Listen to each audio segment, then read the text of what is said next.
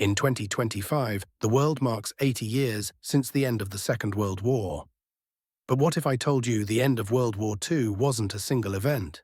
Most people picture cheering crowds on one famous day, but the reality was a staggered, complex, and global conclusion that unfolded over several months. Stick around, because we're about to break down the two surrenders, the secret decisions, and the forgotten moments that truly ended the deadliest conflict in human history. By early 1945, the war in Europe was in its final, brutal phase. After years of unimaginable struggle, Allied forces were closing in on Berlin from all sides. On May 8, 1945, the moment the world had been waiting for finally arrived. Nazi Germany formally signed an unconditional surrender. This was Victory in Europe Day, or VE Day. The celebrations were explosive. After nearly 6 years of darkness, the lights came back on across Europe, but for millions of soldiers, sailors, and airmen, the fight was only half over. While Europe celebrated, a massive war was still raging thousands of miles away. The war against Imperial Japan was a different beast entirely. Fought across vast oceans and dense jungles, it was marked by ferocious island-hopping campaigns and a code of honor that viewed surrender as the ultimate disgrace. Even with Germany defeated, Japan showed no signs of giving up. Allied leaders estimated that a full-scale invasion of Japan could cost over 1 million Allied lives and many millions more Japanese lives. They needed another way to end the war.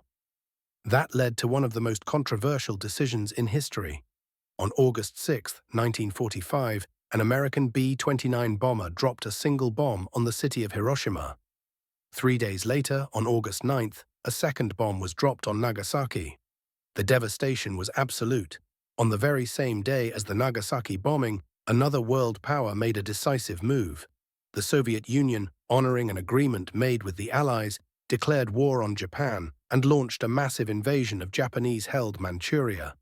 The combination of the atomic bombs and the Soviet invasion left the Japanese government with an impossible choice. On August 15, 1945, the people of Japan heard something they had never heard before: the voice of their emperor, Hirohito, announcing the nation's surrender over the radio. This date is celebrated in the UK and other Allied nations as Victory over Japan Day, or VJ Day, but the official final end of the war wouldn't come for another 2 weeks. On September 2, 1945, aboard the battleship USS Missouri in Tokyo Bay, Japanese officials formally signed the Instrument of Surrender in front of representatives from 9 Allied nations.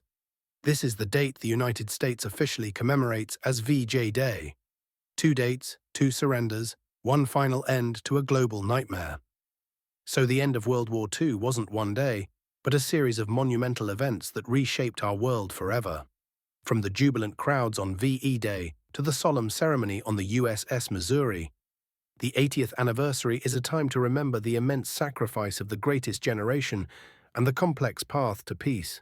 The war's end was bittersweet, a moment of joy mixed with the solemn remembrance of the estimated 65 million people who died in the conflict.